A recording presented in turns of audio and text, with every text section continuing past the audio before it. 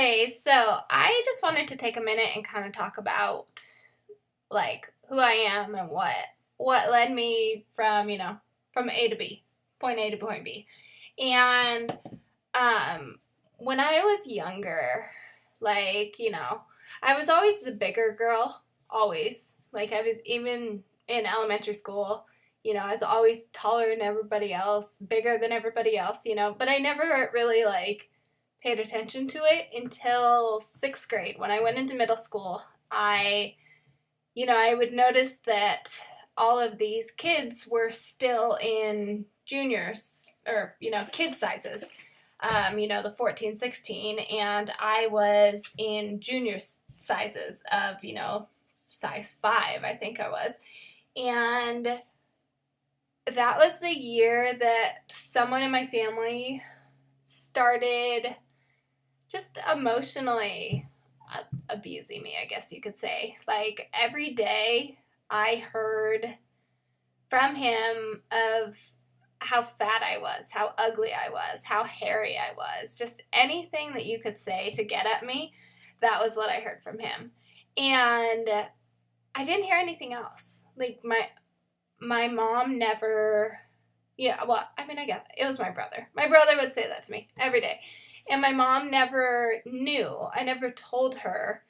And, I was afraid to tell her. I was very, very shy, kept everything inside. And so for me to tell her the things my brother would say to me, I wouldn't do it. And so she never told me otherwise. I never heard, Amber, you look beautiful, or you're pretty, or anything. I never heard any of that.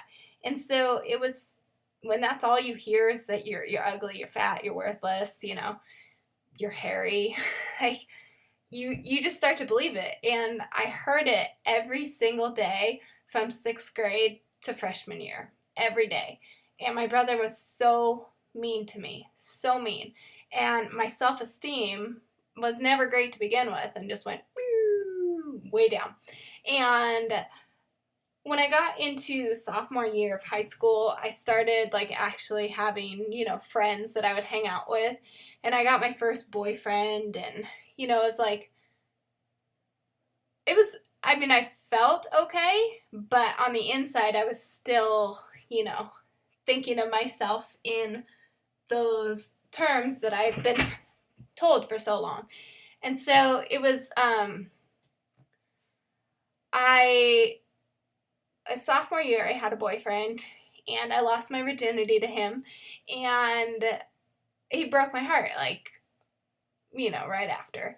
And at that point, I'd never had my heart broken before, and I was very, very upset, and I took on a bad habit. I started cutting myself, and it took the pain that I was feeling inside and put it physically somewhere else. So for me, it made perfect sense. When I was cutting myself, I wasn't feeling the pain that was happening inside. And so for the next 3 years, that was what I did. I went through waves. I hung out with friends. I had a great time, but then I'd go home and I'd be sad about something, or some guy, just something with a boy, and I'd cut myself. And it was just a low point for me. And somebody saw I used to wear long sleeve shirts, and somebody saw my arms and told our counselor at school, and then it became this huge deal, and I didn't think it was a big deal at the time. And my parents got called in, and my mom was crying, and she was super upset, and, how could I do this and everything? And so I stopped doing it consistently, but when I got my heart broken again, then I did it again, but then I just covered myself up. And,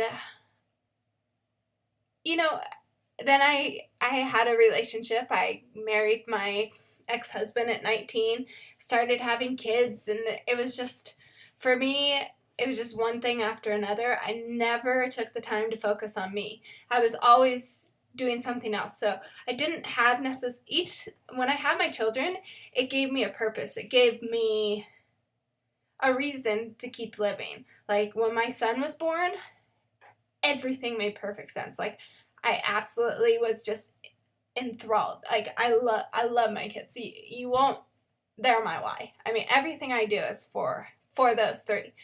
And so each child that I would bring into the world, my confidence would raise and raise and raise, because it was like, I'm successfully raising these children on my own, because my ex-husband was in and out. He wasn't hardly a father. And throughout our marriage, he became more and more physically abusive towards me, and emotionally and verbally. And it became a point to where I was scared for myself. So, I made the decision to leave. And when I left, you don't know. It's a whole new situation. And again, it was just me focusing on the kids. It had nothing, I wasn't focusing on what I needed to fix inside. So that's it for now. We'll continue part 2 later.